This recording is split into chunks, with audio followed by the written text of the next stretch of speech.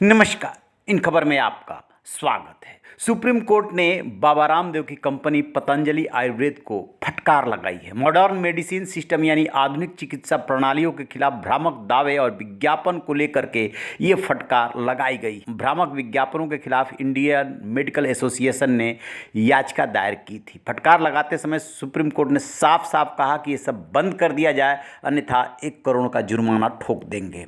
Justice असहाउद्दीन Amanullah और प्रशांत कुमार मिश्रा की bench ने इस मामले की सुनवाई की। जस्टिस अमानुल्लाह ने कहा, पतंजलि आयुर्वेद को सभी झूठे और भ्रामक दाव वाले विज्ञापनों को तुरंत बंद करना होगा। कोर्ट ऐसे किसी भी उल्लंघन को बहुत गंभीरता से लेगा और हर एक प्रोडक्ट के झूठे दावे पर 1 करोड़ रुपए तक का जुर्माना भी लगा सकता है। इसके बाद कोर्ट ने निर्देश दिया कि पतंजलि आयुर्वेद भविष्य में ऐसा कोई विज्ञापन प्रकाशित नहीं करेगा और यह भी सुनिश्चित करेगा कि प्रेस में उसकी ओर से इस तरह के कैजुअल स्टेटमेंट न दिए जाएं। बेंच ने कहा कि वह इस मुद्दे को एलोपैथी बनाम आयुर्वेद की बहस नहीं बनाना चाहती, बल्कि भ्रामक चिकित्सा विज्ञापनों की समस्या का वास्तविक समाधान ढूंढना चाहती है। बेंच ने भारत के additional solicitor general KM Nataraj से पूछा। उन्होंने केंद्र सरकार की तरफ से समस्या से निपटने के लिए व्यवहारपूर्ण समाधान ढूंढना ये उपाय बताया। कोर्ट ने सरकार से कंसल्टेशन के बाद कोर्ट में आने को कहा। इस मामले पर अगली सुनवाई 5 फरवरी की होगी। पिछले साल भी इंडियन मेडिकल एसोसिएशन की याचिका पर नोटिस जारी करते हुए कोर्ट ने एलोपैथी जैसी आधुनिक चिकित्सा प्रणालियों के खिलाफ बयान देने के लिए बाबा रामदेव को फटकार लगाई थी। भारत के तत्कालीन chief justice N V Ramana ने तब कहा था कि बाबा रामदेव अपनी चिकित्सा प्रणाली को लोकप्रिय बना सकते हैं, लेकिन उन्हें अन्य प्रणालियों की आलोचना नहीं करनी चाहिए। हम सभी उनका सम्मान करते हैं। उन्होंने योग को लोकप्रिय बनाया है, लेकिन उन्हें अन्य प्रणालियों की आलोचना से बचना चाहिए।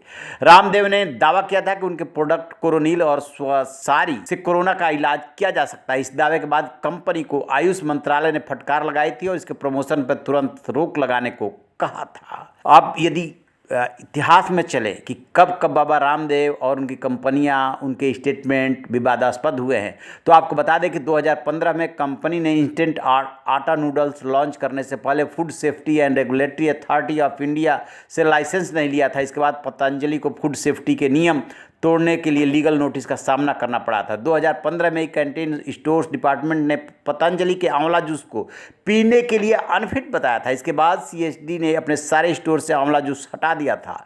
2015 में ही हरिद्वार में लोगों ने पतंजलि घी में फंगस और अशुद्धियाँ मिलने की शिकायत की थी।